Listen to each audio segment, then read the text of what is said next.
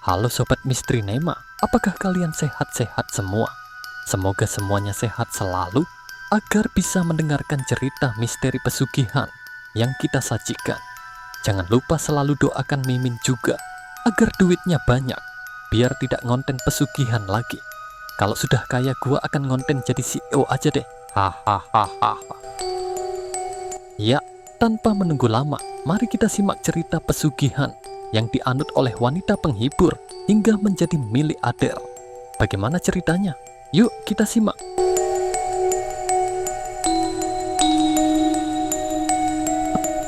Bramanto adalah seorang pria yang berasal dari keluarga sederhana. Dengan kegigihannya, ia berhasil mendirikan perusahaan konstruksi yang berkembang pesat di kota kelahirannya. Keahliannya dalam membangun rumah-rumah mewah dan kompleks perumahan membuat namanya dikenal luas. Keuntungan mengalir deras. Proyek demi proyek berhasil. Ia tuntaskan dengan hasil yang memuaskan. Hidupnya berubah. Dari hanya seorang mandor bangunan, ia kini menjadi pemilik perusahaan besar. Bramanto membeli tanah di berbagai lokasi strategis. Ia memiliki rumah mewah, mobil-mobil mahal, bahkan sawah dan kebun yang luas. Semua berjalan mulus hingga akhirnya bisnisnya mulai menghadapi tantangan besar. Beberapa tahun berlalu, pesaing-pesaing baru mulai bermunculan.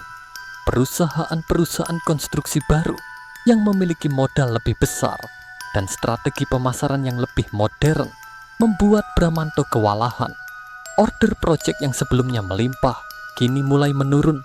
Beberapa klien bahkan beralih ke kompetitor yang menawarkan harga lebih murah dengan kualitas yang hampir sama. Bramanto mencoba berbagai cara untuk mempertahankan bisnisnya. Ia menurunkan harga proyek, meningkatkan kualitas, bahkan melakukan berbagai strategi pemasaran. Namun, persaingan semakin ketat.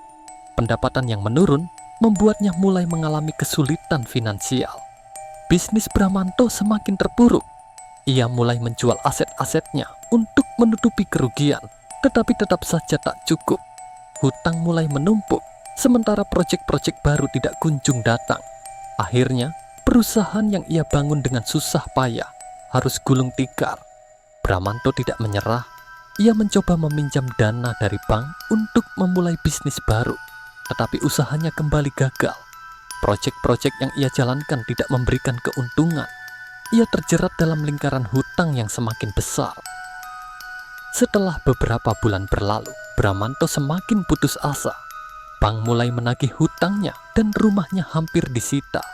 Dalam keputusasaan, ia teringat salah seorang temannya yang dulu pernah melakukan pesugihan, kandang bubrah dan menjadi kaya raya.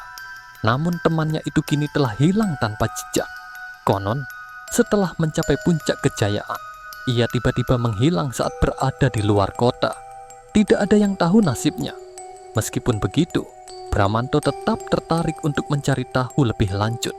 Dengan informasi yang ia kumpulkan, ia akhirnya mengetahui bahwa ada seorang dukun yang bisa membantunya melakukan pesugihan kandang bubrah.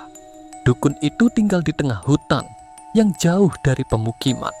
Dengan tekad bulat, Bramanto pergi seorang diri mencari rumah dukun tersebut. Setelah perjalanan yang melelahkan, akhirnya ia menemukan rumah kecil di tengah hutan. Dukun tua yang tinggal di sana menyambutnya dengan tatapan tajam, seolah sudah mengetahui tujuan kedatangannya. Untuk melakukan pesugihan kandang bubrah, Bramanto harus melakukan ritual khusus, yaitu menyembelih kambing kendit. Kambing yang memiliki garis putih melingkar di tubuhnya. Dukun itu menjelaskan bahwa setelah pesugihan berhasil, ada syarat yang harus dipenuhi. 1.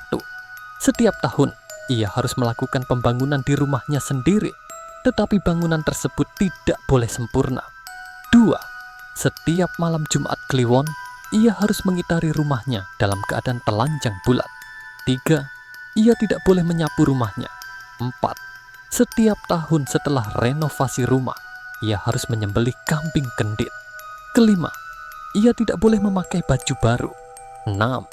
Ia tidak boleh makan makanan enak dan hanya diperbolehkan makan nasi dengan tahu dan tempe setiap hari. Bramanto menyanggupi semua syarat tersebut. Ritual pun dilakukan dengan penuh ketelitian. dan ketaatan. Beberapa bulan setelah ritual, bisnis Bramanto mulai bangkit. Ia mendapatkan proyek besar yang mengembalikan kejayaannya. Dari hanya seorang kontraktor, ia berkembang menjadi seorang developer. Ia membangun banyak kompleks perumahan, siap huni, dan menjadi salah satu pengusaha properti paling berpengaruh di kotanya. Ia mulai hidup mewah kembali, membeli tanah, sawah, dan berbagai properti lainnya. Rumahnya dibuat megah dengan pagar tinggi, agar tidak ada yang bisa melihat ritual yang ia lakukan setiap malam Jumat Kliwon. Setiap malam itu, sambil membawa sesajen, Pak Bramanto harus mengelilingi rumahnya sendiri tanpa memakai busana alias telanjang. Ritual ini pernah dipergoki oleh salah satu tetangganya. Ia melihat Pak Bramanto mengitari rumahnya dengan telanjang bulat.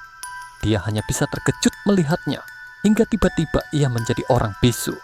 Namun keesokan harinya tetangga tersebut meninggal dunia. Setiap tahun sekali, ia juga selalu merenovasi rumahnya dengan sengaja meninggalkan bagian yang tidak sempurna. Semua ia lakukan demi memenuhi persyaratan pesugihan. Namun, meskipun kekayaannya melimpah, para tetangga mulai memperhatikan keanehan dalam dirinya. Banyak yang bergosip bahwa meskipun Pak Bramanto kaya raya, memiliki istri yang cantik, rumah mewah, serta mobil yang berjejer di garasi, tetapi ia sendiri tampak seperti orang yang tidak terurus. Tubuhnya semakin kurus, wajahnya pucat, dan pakaian yang ia kenakan selalu terlihat lusuh serta bau apek. Banyak orang bertanya-tanya, bagaimana mungkin seseorang dengan harta melimpah justru terlihat seperti orang yang hidup dalam kesusahan. Bahkan kalau keluarganya sedang makan-makan enak, Pak Bramanto tetap harus memakan lauk tahu tempe. Ia tak boleh melanggar pantangan demi pesugihan yang tidak luntur. Namun, kejayaan Bramanto tidak berlangsung selamanya. Suatu hari, tanpa sepengetahuannya, anak perempuannya membersihkan rumah dengan menyapu lantai. Ini adalah pelanggaran terhadap syarat pesugihan. Anaknya melakukan hal tersebut karena merasa malu dengan kondisi rumahnya yang kotor. Hari itu, ia mengundang teman-teman sekolahnya untuk bermain di rumah. Sebagai rumah mewah yang besar dan megah, ia ingin memperlihatkan tempat tinggalnya yang luar biasa. Namun, saat melihat lantai yang penuh debu dan kotoran, ia mulai merasa risih. Meskipun ia tahu bahwa ayahnya melarang untuk menyapu rumah, ia tetap nekat melakukannya agar tidak dipandang aneh oleh teman-temannya. Namun, keputusan yang ia ambil ternyata menjadi petaka bagi keluarganya. Sejak kejadian itu, bisnis Bramanto perlahan mulai mengalami keanehan. Klien-klien membatalkan proyek. Beberapa pekerjanya mengalami kecelakaan di lokasi konstruksi, dan proyek-proyek besar tiba-tiba mengalami kegagalan. Tak lama kemudian, kejadian yang lebih mengerikan mulai terjadi. Ia sering mendengar suara aneh di rumahnya, melihat bayangan hitam di sudut ruangan, dan mengalami mimpi buruk yang sama berulang kali. Semakin hari, bisnis Bramanto semakin hancur. Ia mencoba melakukan ritual ulang untuk memperbaiki kesalahannya, tetapi semuanya sudah terlambat. Hutangnya menumpuk, aset-asetnya terjual, dan ia kembali ke titik terendah dalam hidupnya. Dalam keputusasaan, Bramanto mengurung diri di rumah. Ia tidak lagi bisa melunasi hutang-hutangnya, dan rumahnya akhirnya disita oleh bank. Namun, sebelum benar-benar kehilangan segalanya, ia menghilang tanpa jejak, seperti temannya yang dulu juga melakukan pesugihan kandang bubrah. Tidak ada yang tahu pasti apa yang terjadi padanya. Sebagian orang mengatakan bahwa ia pergi ke hutan untuk mencari dukun yang sama, berharap mendapatkan jalan keluar. Namun, sebagian lainnya percaya bahwa ia telah diambil oleh kekuatan gaib akibat melanggar perjanjian pesugihan. Dan hingga kini, nama Bramanto hanya tinggal kenangan. Kejayaannya yang dulu begitu gemilang, kini hanyalah cerita kelam yang mengingatkan banyak orang tentang bahaya pesugihan kandang bubrah. Nah, Sobat Misteri Nema, ambil hikmah positifnya dan buang saja hikmah negatifnya. Jangan lupa like, komen, dan subscribe agar kalian tidak ketinggalan cerita-cerita pesugihan lainnya. Sampai jumpa di video selanjutnya dan bye-bye.